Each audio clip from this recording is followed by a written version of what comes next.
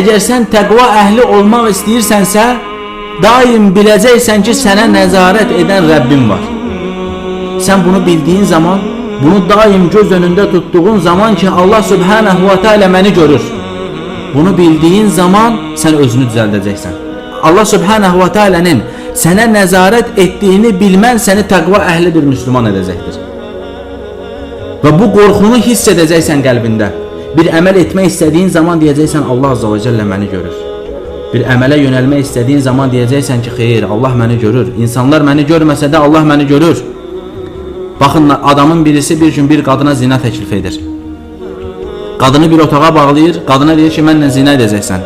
Qadın deyir ki, etmək istəmirəm. Adam ona deyir ki, xeyr, sən mənlə zina edəcəksən. Qorxma deyir, bizi kimsə görməz burada.